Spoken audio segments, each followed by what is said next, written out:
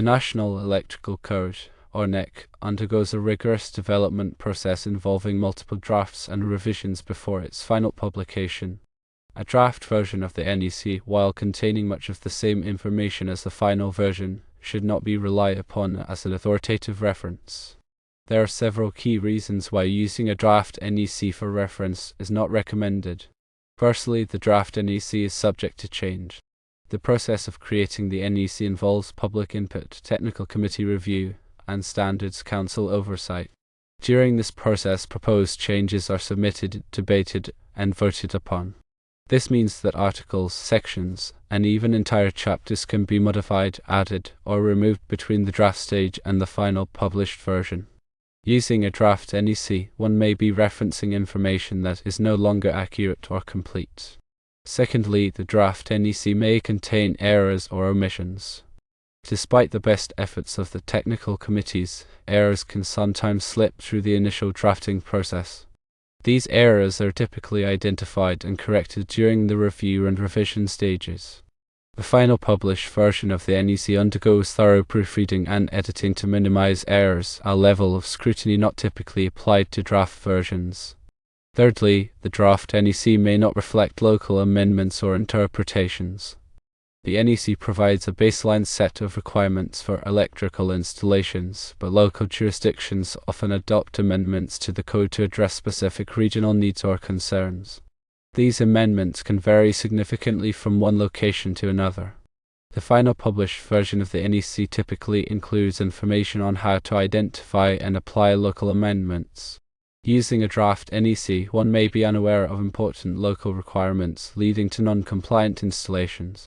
Fourthly, the draft NEC may not be recognized by authorities having jurisdiction. The electrical inspectors and other authorities having jurisdiction, OJs, are responsible for enforcing the NEC and other applicable codes and standards. They typically rely on the final published version of the NEC as the authoritative reference. Using a draft NEC, one may encounter resistance or rejection from the AHA, as the draft version does not carry the same legal weight as the final version. Fifthly, the draft NEC may lack important commentary and explanations. The final published version of the NEC often includes commentary and explanations to help users understand the intent and application of the code requirements. These commentaries are typically developed by experts in the field and provide valuable insights into the reasoning behind the code.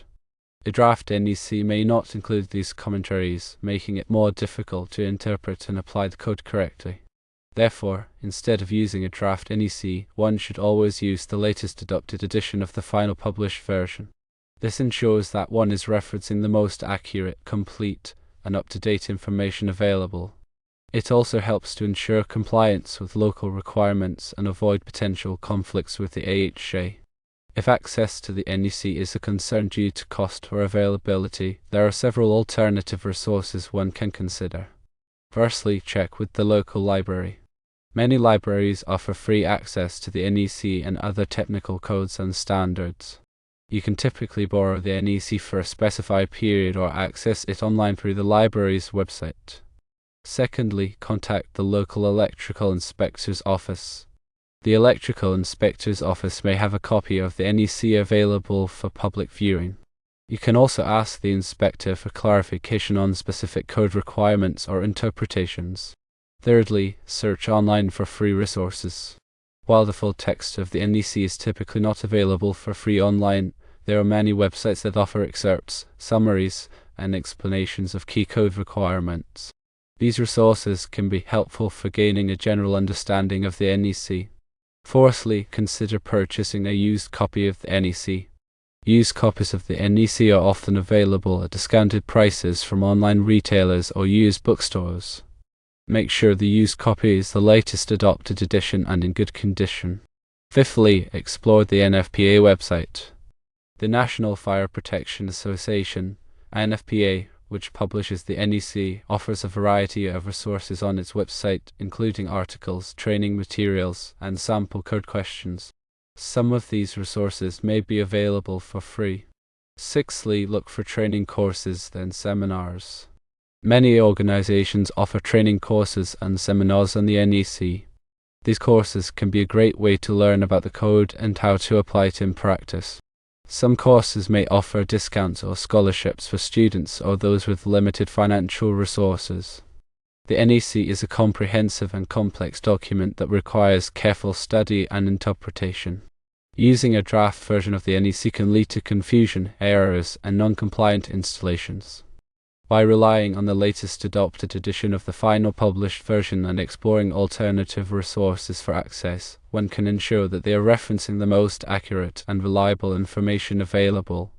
NFPA 70E, Standard for Electrical Safety in the Workplace, addresses electrical safety requirements for employees. While not the same as the NEC, it provides valuable information on arc flash hazards, shock protection, and safe work practices. Accessing a free copy of NFPA 70E can supplement one's understanding of electrical safety. In summary, using a draft NEC is not advisable due to the potential for changes, errors, omissions, and lack of recognition by authorities. Instead, focus on obtaining the latest adopted edition of the final published NEC through libraries, inspector offices, online resources, used copies, NFPA website, or training courses.